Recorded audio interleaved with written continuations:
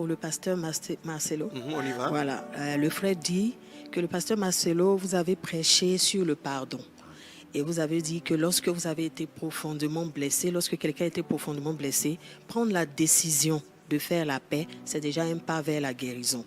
Et il se demande, lorsque la personne qui a blessé n'est même pas conscient de l'ampleur de la blessure que tu as ressentie, que tu as reçue, de la frustration, tu décides de lui pardonner, c'est vrai, mais après, comment est-ce que tu dois te comporter avec la personne?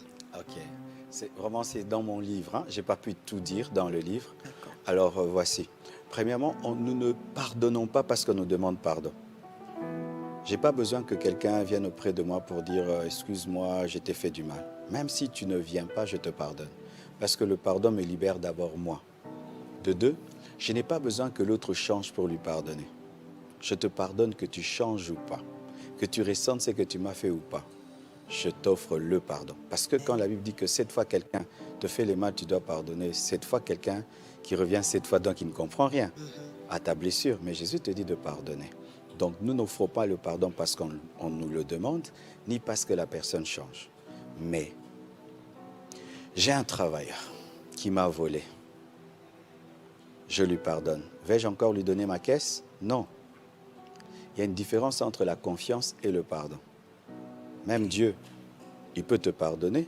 Nous connaissons des gens qui ont été pardonnés dans le ministère. Il a commis des bêtises, Dieu lui a pardonné, mais il n'a plus le même niveau du ministère.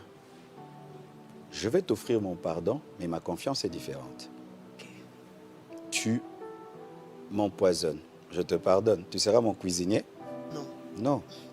Mais tu peux redevenir mon cuisinier si je trouve vraiment que tu as changé. Donc il y a une différence entre la confiance et le pardon. Donc, si la personne demeure dans le mal, tu lui pardonnes, mais tu ne peux pas lui donner le même accès à ta vie pour qu'elle te vienne encore te faire du mal. Jésus a pardonné à Judas, mais Judas, est-ce qu'il allait être encore parmi les 12? Non. Donc, c'est ça la différence. Donc, pardonne, que l'autre sente ou ne sente pas. Il faut que tu pardonnes, n'aie pas placé trop de conditions autour du pardon. Ça complique le pardon. Merci, pasteur. Amen. Amen. Très, très, très intéressant, très bien.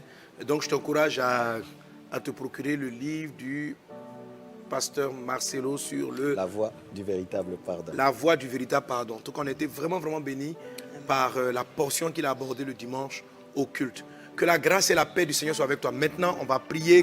Je demande au pasteur Marcelo d'élever la voix. Vous tous qui êtes là connectés, qui sentez que vous avez des défis par rapport à des forteresses, recevez ces proclamations-là comme des paroles de foi, des prières de foi.